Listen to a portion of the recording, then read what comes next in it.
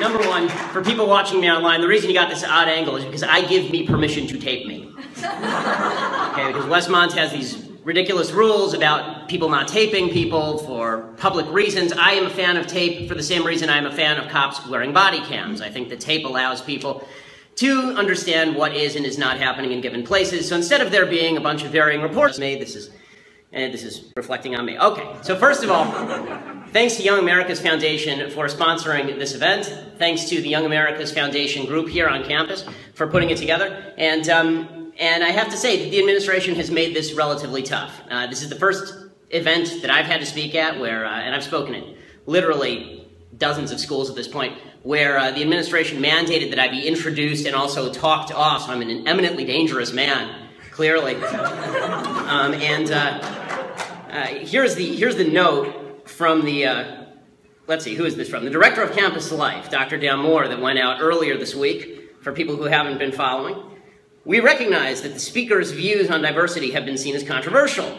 Westmont does not endorse the speaker's ideological or partisan perspectives. However, our responsibility as a college is to provide an educational environment that interacts with differing ideas and is willing to ask hard questions in pursuit of truth. The purpose of the format outlined above is to facilitate that kind of discussion and create an environment that fosters critical thinking and engagement with ideas and beliefs, even those that may be uncomfortable. Which of course requires that there be an intro and exit from a staff member here to ensure that I don't say anything too egregious without being questioned.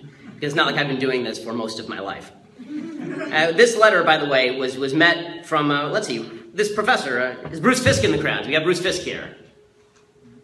No Bruce Fisk here. Okay, so Bruce Fisk wrote back, quote, during an election season in which inflammatory rhetoric has often been racially laden, I wonder about the wisdom of giving a platform to someone who does not seem, to me, someone with admittedly liberal leanings.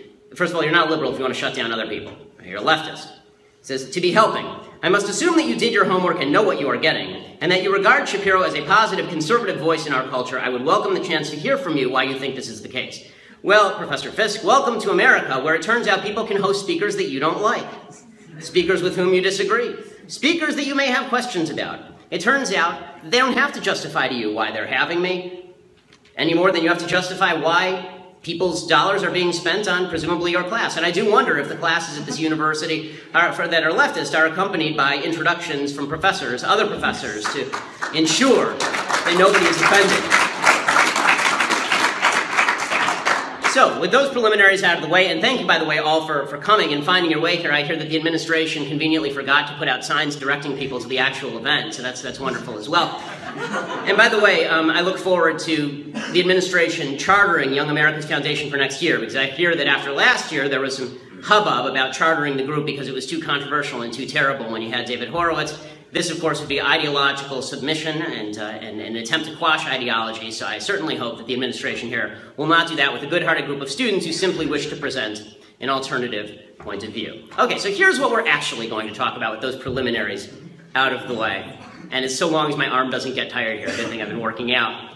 Okay, so we're going to talk about 5 different terms that are routinely used by folks on the left in order to quash debate and in order to ensure that nobody's feelings are hurt. These are diversity, white privilege, trigger warnings, microaggressions, and safe spaces, the Hall of Fame of stupidity, idiocy, and repression. Let's just jump in right with diversity. So you heard that buzzword diversity in the administration's announcement of this event. Ideological diversity means that anytime somebody with whom you disagree speaks, either they have to be shut down or they have to be wrapped in a cocoon of other ideology, a cocoon of restrictions to ensure that nobody is offended. This is diversity of thought, according to the left. But the real diversity that the left cares about is not diversity of thought, because the reality is that unfortunately too many campuses are even worse than this one. At Cal State Los Angeles, the president there actually just canceled the event outright when I was supposed to speak there, suggesting that in order to uphold diversity, it was important that I not speak. Because real diversity is ensuring that people with whom you disagree shut the hell up. But the left does care about one particular type of diversity. The kind of diversity that the left cares about deeply is diversity of skin color. That is the only type of diversity that the left cares about. Now, I tend to be of the opinion that diversity of skin color is ultimately meaningless, that the level of melanin in your skin is utterly irrelevant to your quality as a human being. I tend to agree with the Martin Luther King line that I care about the content of your character rather than the color of your skin. If you disagree with that, then you are a racist. If you believe that the values that a person upholds, if you believe that the behavior in which someone engages is secondary to the color of their skin, you are by definition a racist. Unfortunately, the left tends to fall into this category. The left cares deeply about diversity of skin color and ethnicity and birthplace, but they don't care particularly about virtue or decency. So the left's idea of diversity is the diverse TV gang, right? The kind of gang that you see on TV that doesn't exist in real life, where it's like a Native American guy, a Hispanic guy, a black woman who's a lesbian, and they're all robbing a bank together. That's real diversity. That's the kind of diversity that ought to matter. But diversity of viewpoint, that seems a little bit less interesting to folks on the left. And again, virtue comes second. So if you have a group of really, really good people, all of whom happen to be white, then this is a less good group because all the people in it are white, even if they're not white because they were excluding people, especially if they're not white because they were excluding people, just because those were the people who met the qualifications for a particular group. So why exactly is the left so obsessed with race? Why are they so obsessed with racial diversity? The reason the left is so obsessed with racial diversity as opposed to diversity of thought is because for the left, there's only one rule when you boil leftism down, and that is equality of outcome. Not equality of opportunity, equality of outcome. All that matters is that we all end up in the same place. And if we don't end up in the same place, then that must have been because some sort of evil, terrible, exploitative discrimination took place that made all of this happen. So if you have two people, this is the Bernie Sanders view of life. If you have two people in a room, and one person has $5 in his pocket and one person has $1 in his pocket, the person with $5 must somehow have exploited the person with $1, or the system must have led to the inherent exploitation of the person with $1. Doesn't matter if the person with $1 made a lot of horrible life choices and the person with $5 invented Facebook. What really matters is that the outcome is unequal, therefore the system itself is corrupt and perverse. And when you have group differences, in terms of average income, for example, if, let's say, black Americans on average earn less than white Americans on average, which is true, right? That's accurate. Then that must be because of an evil, inherently terrible system of white privilege. And white privilege, of course, is the idea that if you're white in America, if you're born white in America, then you are inevitably the beneficiary of this evil white system that was built for you.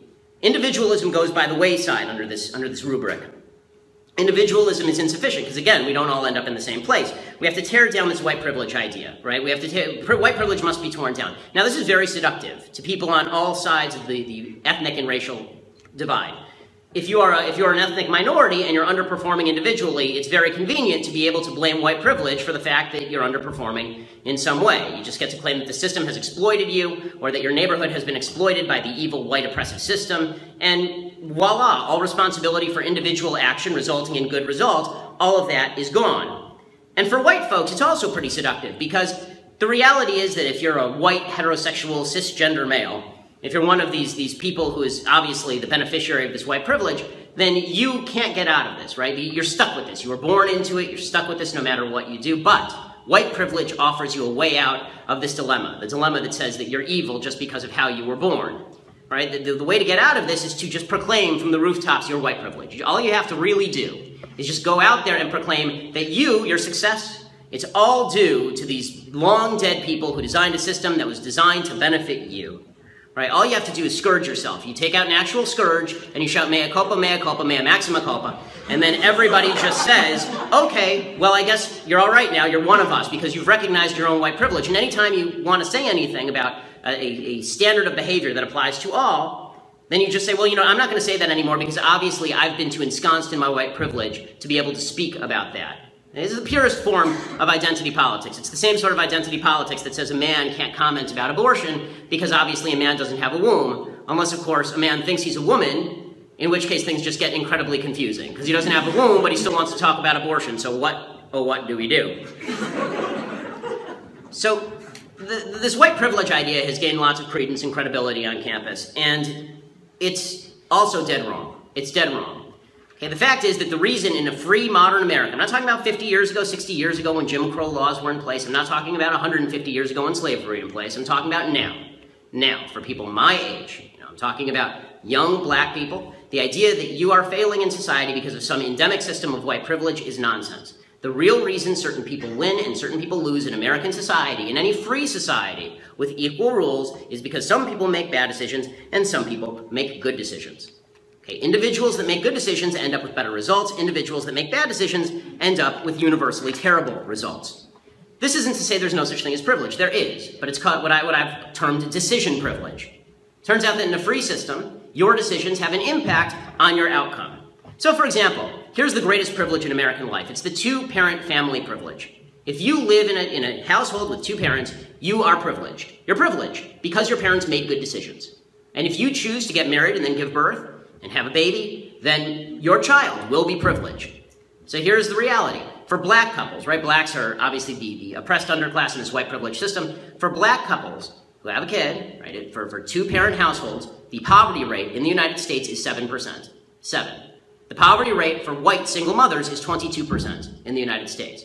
What happened to white privilege? Did it just disappear? Why aren't the white single women doing better than the black folks? I mean, but that's not how it works. It turns out that if you want to be not permanently poor in America, the easiest way to do this is not to have babies out of wedlock. Here's another privilege, the not committing crimes privilege. If you don't want to go to jail, it turns out the easiest way not to do this is not to commit a crime. A disproportionate number of black people are not in prison because the cops are going around randomly arresting innocent black people and throwing them in prison. It's because there are a disproportionate number of black people committing crimes. And this has been true literally for decades. It's not because there is systemic bias inside the criminal justice system. The truth is, the criminal justice system systemically under-prosecutes black murderers, which is why the murder rate in black communities is so much higher, because fewer murderers get caught. This is one of the reasons. Right? The fact is that they are under-policed. Black communities are under-policed, which is why there's lack of rule of law, which is why there is a higher crime rate. It's also why, disproportionately, black people are arrested in these areas because there is higher crime rate. You send the cops where the crime is. When police, by the way, do come into contact with black folks, the Black Lives Matter group, they claim that the cops are just going out there to shoot black people randomly. And the fact of the matter is less than 40 black people in the United States last year, in a country of well over those people, were unarmed, and half of the people who were unarmed were people who were attacking cops and trying to take guns off of them. This is not an epidemic of cop violence against black people. In fact, John Jay College did a study, and what they found is that on a proportional level, on a statistical level, the reality is precisely the opposite. If you're a white person and you get into an altercation with a cop, and that altercation gets violent, you have a better shot of being shot by the cop if you are white than if you are black, for obvious reasons. Right? If you shoot a black person in an altercation, it ends up like Michael Brown. If you shoot a black guy in an altercation, it ends up looking like various other sundry situations that we've had all over the country where the cop didn't actually do anything wrong, but is targeted anyway. Okay, how about stop and frisk, right? There's another element of the systemically biased, the white privileged criminal justice system. Truth is that, so what they say is stop and question and frisk, which is what the actual policy is. Stop, question, and frisk. The policy is designed so that cops would see somebody casing a joint, right, walking outside a jewelry store, for example, and they would go over and they would question them, and then if they saw that they were walking funny or they had a bump under their coat, they would frisk them. That's what stop, question, and frisk was. So folks on the left suggest that they were disproportionately racially profiling.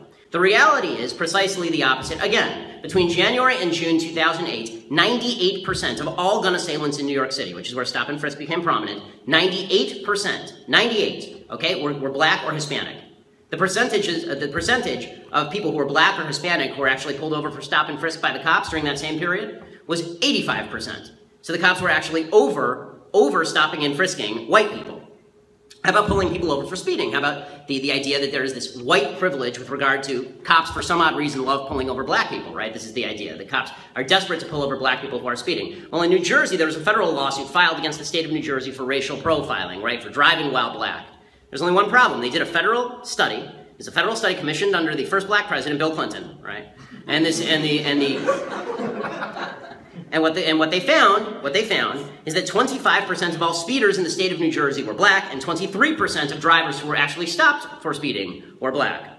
How about sentencing disparities? We're just going through all the myths now of white privilege. How about sentencing disparities? The idea that white people do less time in prison than black people. False. Not true. This has been true since the 90s. As early as 1994, the Justice Department surveyed felony cases in the country's 75 largest urban areas and found lower felony prosecution rates for blacks than for whites. How about sentencing disparities between powder and crack cocaine? Well, it turns out that the reason that people get different sentences for powder cocaine and crack cocaine, the reason people get different sentences is because crack cocaine is more addictive and easier to distribute and was absolutely eviscerating inner cities. It was black legislators from the inner city who were desperate to create higher penalties for crack cocaine. And by the way, the federal penalty for crack cocaine, for possessing 5 grams of crack cocaine, is precisely the same as the penalty for possessing 5 grams of crystal meth, which is a disproportionately white drug. So the idea that this is all just white privilege, bias against powder cocaine because powder cocaine is being used by white people. How about all those hicks who are using crystal meth and producing it? They're all white, and they get exactly the same penalty. All of this is white privilege. Everything is white privilege. When things go wrong in the black community, it's white privilege. When there's a riot in Baltimore, which is a majority black city with a majority black police force, with a black police chief, with a black mayor, with a majority black city council, with a black president and a black attorney general, that's all white privilege. That riot was white privilege. Or, you know, as long as we're talking about privilege and the people who are disproportionately benefited by the system, as long as we're talking about that, why not talk about Asian privilege? I mean, let's get real. Those are the people who are really benefiting from the system, all those jerk Asians who have just been glomming off the system they built for themselves, and they've been so successful because of all the Asian founders who wrote that Asian Constitution to benefit all the Asian people. It turns out that since the mid-90s, the reality has been that Asians have been penalized on the SATs because they're a minority group that does too well, because Asians do too well as a group. So Princeton University found in the mid-2000s that Asians were being penalized in their applications at the top college by 250 SAT points. This is back in the day when it was out of 1,600. Black folks were getting a 250-point bonus on the SATs. Asians were being penalized 50. So in other words, 1550 from an Asian guy was equivalent to a 1250 from a black guy. Right, this is what Princeton University found. And that makes sense, because again, we live in a privileged Asian system designed by Asians for the benefit of Asians, and these Asians have never really gotten over it. They need to acknowledge their Asian privilege, and this is, of course, why the Constitution is written in Korean. So what happens when, no matter how much you struggle, no matter what you do, you can't achieve equality of outcome? Because it turns out that individuals make different decisions, and some of those decisions are good, and some of those decisions are bad. Okay, well, what happens? Well, then we have to redefine what equality of outcome looks like. It no longer looks like equality of outcome economically. Instead, it now looks like equality of feelings. Right? We all have to feel equal. It doesn't matter if we are equal, we have to feel equal, and that means everyone's feelings must be protected. And normally this is where I give the trigger warning, folks. If your feelings are about to get hurt, I just don't care, because I live in a country where I don't have to care. The First Amendment protects my ability not to care about your feelings. And you don't have to care about my feelings. That's what's great about America, is that I can say things, you can think I'm an idiot, that's totally fine. You can say things, I can think you're an idiot, that's totally fine too. None of this requires a trigger warning, because we're not a bunch of weak 3-year-olds. Okay, trigger warnings are the idea that if something is going to offend you, I'm supposed to announce it beforehand to prevent your feelings from being hurt. Now, everything has to be accompanied by a trigger warning. You know, the pre-announcement by the administration is essentially a trigger warning. You may be offended by what you're about to see. Ooh. Right? Now, what this does is it actually creates a bunch of weak-minded namby-pambies. Because the reality is that in the real world, you're not going to be greeted with trigger warnings. When people say things that you don't like, you can disagree, you can agree, it doesn't really matter. Bottom line is, life is not a series of trigger warnings. Life is a series of things that you learn from that you don't. If there's an inequality, that behooves inequity. It betrays inequity, rather. It demonstrates there's an inequity, not cause and effect. And most people don't believe this. This is why, you know, it annoys so many people when there's a terrorist attack and President Obama will say that it's just a random act of terror and it's not an act of Islamic terrorism. Because people inherently know that if one ideology is responsible for virtually all suicide bombings in the West, for example, then maybe that ideology has something to do with the behavior. The left wishes to get rid of that because, again, equality of outcome is the only imperative. And equality of outcome doesn't exist because we all make different decisions. And what are your thoughts on elevating levels of national security based upon statistical probability in regards to a certain group of people? So basically you're asking me about ethnic, racial, religious profiling. So my answer is the same as it is with regard to crime, and that is that you go where the suspects are. So it's a waste of time to distribute. There's always scarcity. There's no such thing as a plethora of law enforcement. There's always a scarcity. So the question is where you're going to deploy that law enforcement. For my money, it's a waste of time to deploy your anti-terror law enforcement in Swedish communities. I just don't think that that's where you put your law enforcement. It's a waste of time and it's a waste of money. You put your law enforcement where the crime is happening. Otherwise, you're wasting time and wasting money. I'm Mr. Shapiro. I'm a big fan. I listened to your show up in Seattle before you left. Really sad about that one. Well, you can get my podcast still. So that's. Yeah, I love Daily Wire and all your stuff. Anyway, my question is, what can I, as a white, cisgendered, thin, tall, able-bodied man, do actively and/or passively combat cultural Marxism? Well, you can start by saying stuff like that, right? Yeah, I think that speaking out as loudly as you possibly can when you can is the only way to really do it. I would recommend to all the people who are of my persuasion in the room, people who agree with me in the room, don't be stupid when it comes to your professors. It's not worth sacrificing your grade to speak up to professors who may dislike what you're saying. It's better to get the degree, go make a lot of money, and then give a major donation to the school and get the professors who discriminate fired. That's my personal view of the situation. So, what can you do? Revenge, success is the best revenge. Be highly successful in your chosen field of endeavor and speak out loudly on behalf of virtue. Thank you.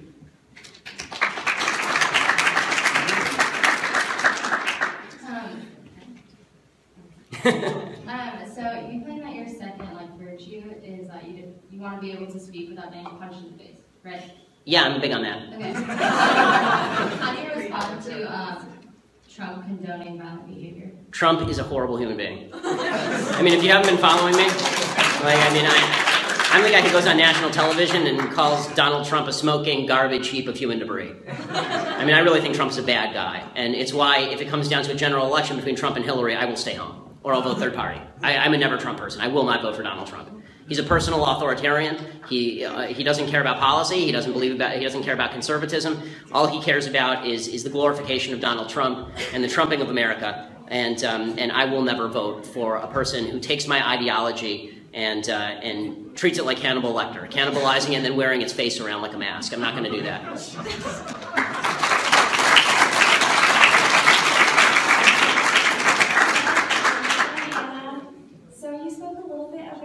Decisions, which, especially in college, we understand the difference of decision making.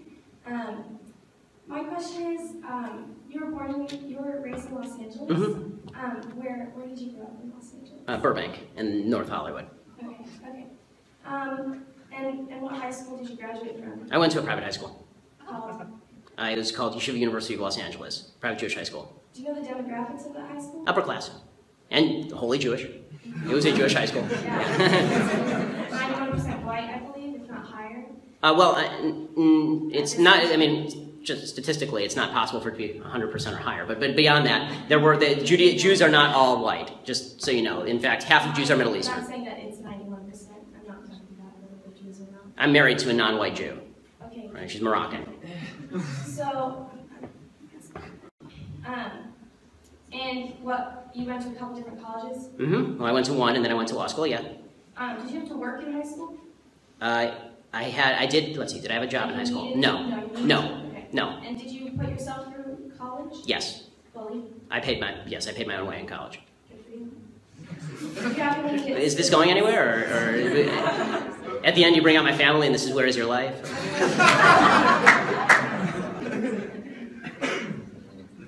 My parents made a lot of very good decisions to give me a better life. I hope to make very good decisions to give my child a better life. I hope that you would personally make very good decisions to give yourself a very good life. Would you? Well, this question has now gone on longer than speech, so if you would like to get to the question mark, I'd be happy. Sorry, you kind of interrupted me, so I'm trying to remember so I can say it clearly so you can understand what I'm trying to ask. We're still here. Go ahead.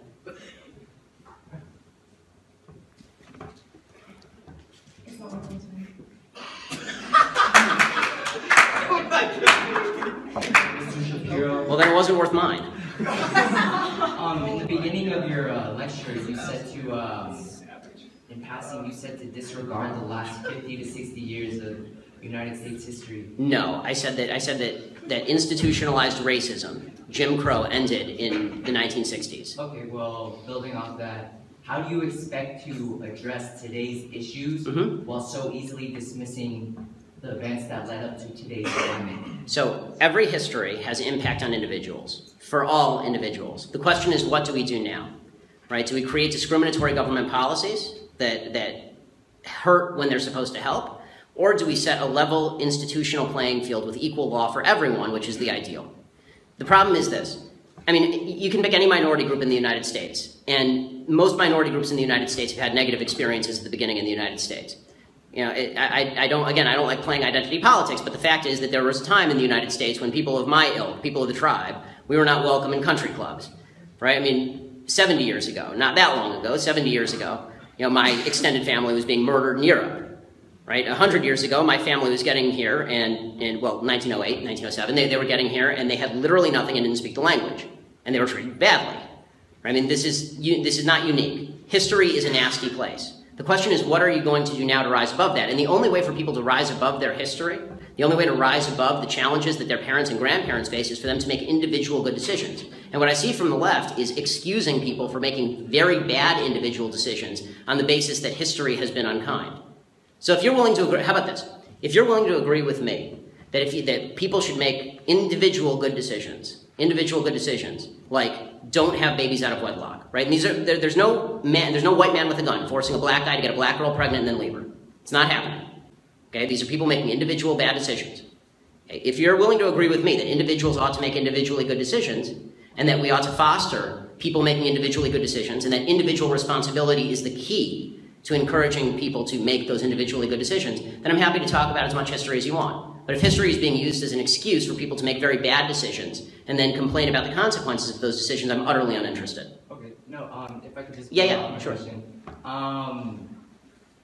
There have been things throughout history that, regardless of the person's own actions, have not been able to been rewarded like whites have. And if you look at things like, I'm sure you're well aware of the GI Bill during World War II, how blacks, general infantrymen, were not able to get the same benefits. Yeah. So how can you say with the advantages of white people being able to accumulate wealth and the benefits throughout time, how can you say that hasn't put black people today at a disadvantage because of that? It has put black people today at an initial disadvantage, but that does not mean that the rules by which they play are different than white people now. Okay, so the fact is that some people are born poor, and put race aside for a second, some people are born poor, and some people are born rich in America.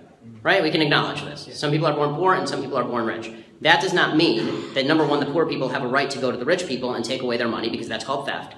And second of all, it also does not mean that making individual good decisions does not allow the poor person to become rich. There's tremendous income mobility in the country even still. And so the idea is, if the idea is that your grandfather, your great-grandfather, couldn't go to college because of the racism in the GI Bill after World War II, and that's why you flunked out of high school, I don't buy it. I don't buy it. You know, make good decisions, you will get a better result. It doesn't mean we all start in the same place. We don't. None of us start in the same place. Some of us are smarter, some of us are dumber, some of us are taller, and some of us are shorter. You know, that's the reality of life. That's just how the universe is. The question is what we do to better ourselves. And if the idea is that you get to take money from people who were not involved in your oppression in the first place in order to rectify something that happened to great-granddad, then we can play this game of historic grievance all the way down the line. Okay. And if I could just ask one more question, would that be all right with you? You talk about social mobility. I think that's very important. It's what helped build this country. A lot of people of color are living paycheck to paycheck, and allows for very little room to move upward. Yes. How would you address that? By less market regulation, by less regulation in housing, for example, let people build more housing, because that's what drives the price down, better supply of housing. By less government regulation and rent control, which leads to less supply of housing. By allowing businesses to start up and hire people without all of the licensing fees and taxes that are associated in the state of California, for example. With that, by getting rid of the minimum wage, because because the minimum wage puts half of the people who could get those jobs out of work. Right now, you put the minimum wage up at $15. College grads will be making the minimum wage, and all the people who are 17 they want to start working their way out of poverty, they will not get those jobs. No one's going to pay a 17-year-old kid to flip burgers. Right? It's not going to happen. So what you need, less regulation allows for more economic freedom, which is why in the past, when you had less regulation, you saw more social mobility. Social mobility slows as government sticks in the gears of the economy. This is why the inner cities, for example, areas that have been governed by Democrats have very little social mobility. You see permanent poverty, generation after generation, because no one is starting a business in the inner city because of regulations and taxes. This is what happened to Detroit. Right? Detroit got completely cleaned out. Detroit was the industrial heartland of the United States. Through government subsidies, regulations, and high tax rates that confiscated property and wealth from the people who were generating it, all the businesses left. They raised the taxes again because they felt like they still owed people their money, so they raised the taxes again. More people left. They had no tax base. And so now Detroit is a center of permanent poverty and what looks like a zombie aftermath. And this will be the last question. Hi, I'm Steve. Was there more to you leaving Breitbart than Michelle Fields' mess? No. That was it?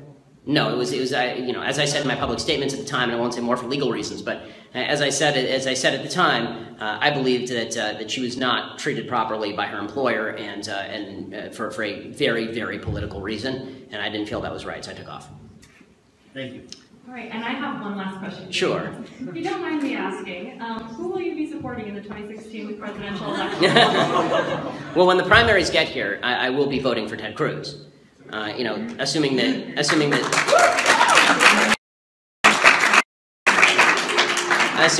Donald Trump hasn't called for a riot of some sort and the United States hasn't burned down and all the rest of it. So, you know, Ted Cruz, my rule about candidates is I vote for the candidate who is most ideologically aligned with me. The minute he becomes non-ideologically aligned with me, I move on to a different candidate. So Cruz is the most ideologically aligned. It doesn't mean he's a perfect candidate. There are a lot of flaws with him as a candidate.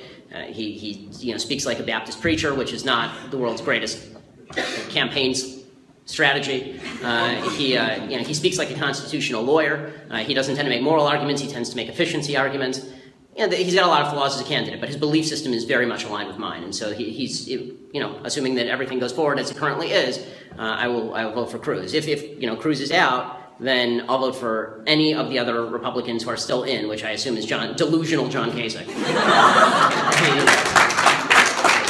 For Donald Trump.